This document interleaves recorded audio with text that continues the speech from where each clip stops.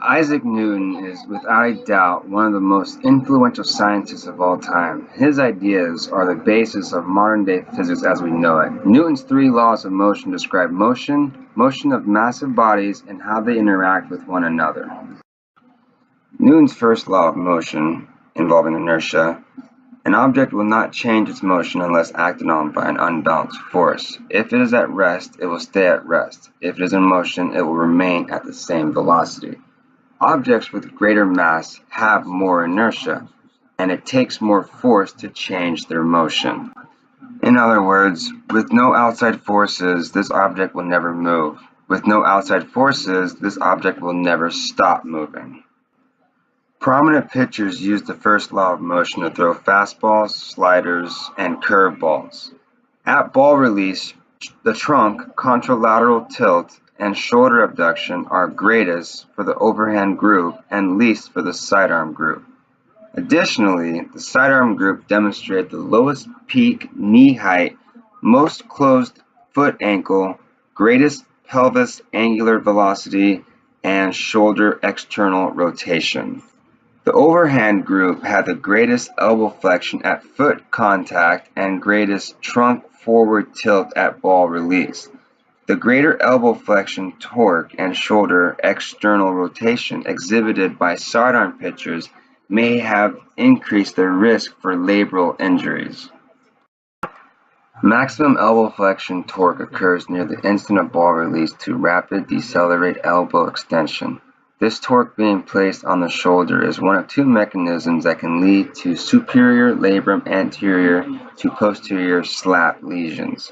Excessive external rotation has also been shown to contribute to shoulder internal impingement injuries to the supraspinatus or infraspinatus, and internal impingement is believed to be an over-rotation injury.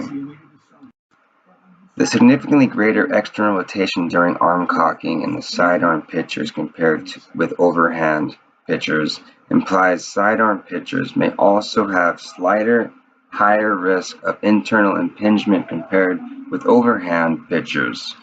Finally, because sidearm pitching appears to involve rotation of the trunk and arm around the vertical axis, while overhand pitching appears to involve rotation of the trunk and arm around the side-to-side axis, it is hypothesized that the pelvis and upper trunk axial rotation and elbow extension velocities will be greatest in the sidearm group, whereas shoulder external rotation, shoulder internal rotation angular velocity, and trunk forward tilt would be the greatest in the overhand group. Newton's second law, force and motion, are connected. An object will have greater acceleration if a greater force is applied to it, example, throwing a baseball or softball. The mass of an object and the force applied to it will affect the acceleration, difference between throwing a baseball and a softball. If you throw a softball and a baseball as hard as you can, why don't they have the same speed? Difference is due to their mass. Mass is the amount of a matter an object has. The net torque at the elbow allows for the angular movement of the forearm, which is proportional to the magnitude of the net torque at the elbow and the direction flexion of the net torque at the elbow joint. The greater of the momentum of the inertia is within respects of the axis of rotation at the elbow joint specifically, and smaller amount is the resulting angular acceleration of the ball from an overhand throw, whereas the sidearm has a more linear line of movement. Newton's third law of motion describes that every action has an equal and opposite reaction, meaning that in every interaction there is a pair of forces acting on the two interacting objects.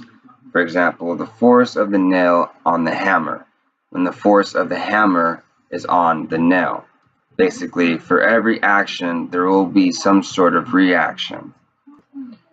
When going from acceleration phase into follow-through phase, the torque that is produced from the torso is met with the lead foot and the ground force.